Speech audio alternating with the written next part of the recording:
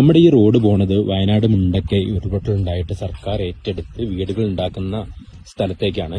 നമുക്കൊന്ന് പോയി കണ്ടു നോക്കാം അവിടെ എത്രത്തോളം വീടുകൾ ഉണ്ടായിട്ടുണ്ട്, എത്രത്തോളം വീടുകളുടെ പണി നടക്കുന്നുണ്ട്, എന്താണ് ഇവിടുത്തെ അവസ്ഥ എന്നുള്ളത് മാധ്യമങ്ങൾ പറയുന്നതല്ല, നമുക്ക് പോയി ഒന്ന് നേരിട്ട് കണ്ടു നോക്കാം. നമ്മുടെ വയനാട് കൽപ്പറ്റ ബൈപ്പാസിലൂടെ യാത്ര ചെയ്യുമ്പോൾ ഒന്ന് റൈറ്റ് കയറി നോക്കിക്കഴിഞ്ഞാൽ നമുക്ക് നേരിട്ട് കണ്ട് മനസ്സിലാക്കാൻ പറ്റുന്ന കാഴ്ചകളാണ് ഇതൊക്കെ കേട്ടോ.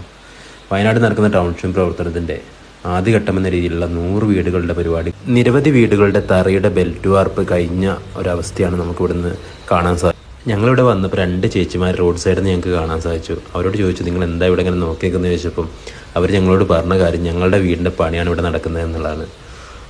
അത്രയും സുതാര്യമായിട്ടാണ് കേട്ടോ ഇവിടുത്തെ ഓരോ ജോലികളും മുന്നോട്ട് പോകുന്നത്.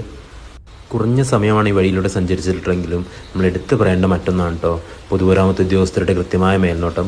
നമ്മൾ ഈ വഴിയിലൂടെ സഞ്ചരിക്കുമ്പോൾ നിരവധി വാഹനങ്ങൾ അവരുടെ വന്നു പോകുന്നത് കണ്ടു. നിരവധി ഉദ്യോഗസ്ഥർ വന്ന് നടക്കുന്ന പ്രവർത്തികൾ കൃത്യമായി നിരീക്ഷിക്കുന്നതും കൃത്യമായ കാര്യങ്ങൾ പറഞ്ഞു കൊടുക്കുന്നതൊക്കെ നമുക്ക് ഇവിടുന്ന് നേരിട്ട് കാണാൻ സാധിച്ചൊരു കാര്യമാണ്. ഇവിടെ വന്ന് ഈ കാഴ്ചകൾ കാണുമ്പോൾ നമ്മുടെ കേരളത്തിൽ ഇങ്ങനെ ഒരു പുനരധിവാസ പ്രവർത്തനം അല്ലെങ്കിൽ ടൗൺഷിപ്പ് പ്രവർത്തനം നടന്നിട്ടില്ല എന്ന് തന്നെ നമുക്ക് തോന്നിപ്പോകുന്ന രീതിയിലാണ് ഇവിടുത്തെ പ്രവർത്തനങ്ങൾ മുന്നോട്ട് പോകുന്നത്.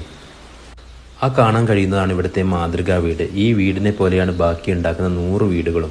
നിങ്ങൾ ആലോചിച്ച് നോക്കൂ, നമ്മളെ മുന്നിലൊരു വീട് ഉണ്ടാക്കി തന്നിട്ട് ഇതിങ്ങനെയാണ് ഉണ്ടാക്കുന്നത് എന്ന് കാണിച്ചിട്ട് മറ്റു വീടുകൾ ഉണ്ടാക്കി കൊടുക്കുക. ഇങ്ങനെയൊക്കെയുള്ളൊരു പുനരധിവാസ പാക്കേജ് അല്ലെങ്കിൽ ടൗൺഷിപ്പ് നിങ്ങൾ എവിടെയെങ്കിലും കണ്ടിട്ടുണ്ടെങ്കിൽ ഒന്ന് കമൻറ്റായി പറയുക കേട്ടോ.